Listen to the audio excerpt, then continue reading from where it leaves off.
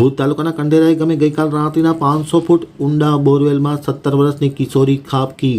ભુજ બચાવ ફાયર વિભાગ દ્વારા રેસ્ક્યુ શરૂ। એનડીઆરએફની ટીમ સાંજે પહોંચશે।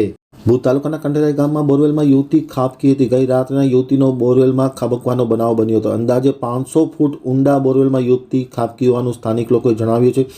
ભુજના ફાયર વિભાગ દ્વારા યુવતીને બહાર કાઢવા માટે રેસ્ક્યુ કામગીરી હાથ ધરવામાં આવી છે। મળતી માહિતી અનુસાર એનડીઆરએફની ટીમ પણ ગાંધીનગરથી રવાના થઈ ગઈ છે અને સાંજ સુધીમાં તેઓ પહોંચી જશે, પોઝિશન લઈ લેશે અને યુવતીને બહાર કાઢવા માટે ફરી એક વખત કામગીરી હાથ ધરવામાં આવશે। છેલ્લા 12 કલાકથી યુવતી બોરવેલમાં ફસાઈ છે। યુવતીને બહાર કાઢવા માટે ભુજના ફાયર વિભાગ અને ભચાઉનું ફાયર વિભાગ કામે લાગ્યું છે અને 17 વર્ષની યુવતી બોરવેલમાં ખાબકી છે। યુવતીને બચાવવા માટે કચ્છનું વહીવટીતંત્ર પણ કામ લાગ્યું છે। ભુજના ફાયર અને ભચાઉના ફાયર વિભાગ પણ કામે લાગ્યું છે। યુવતીને ઓક્સિજન માટે પાઇપ અને કેમેરા બોરવેલમાં નાખવામાં આવ્યા છે। ખાસ કરીને જિલ્લા કલેક્ટર અમિત અરોરા પણ ઘટના સ્થળે દોડી ગયા હતા અને પરિસ્થિતિનું જાત નિરીક્ષણ કરવામાં આવ્યું છે। ખાસ કરીને યુવતીનો આબાદ બચાવ થાય તે માટે પ્રયત્ન જારી કરવામાં આવ્યા છે। એનડીઆરએફની ટીમ પણ સાંજ સુધીમાં પહોંચી જશે અને પોતાની પોઝિશન લઈ અને રેસ્ક્યુ કામગીરી શરૂ કરી દેશે।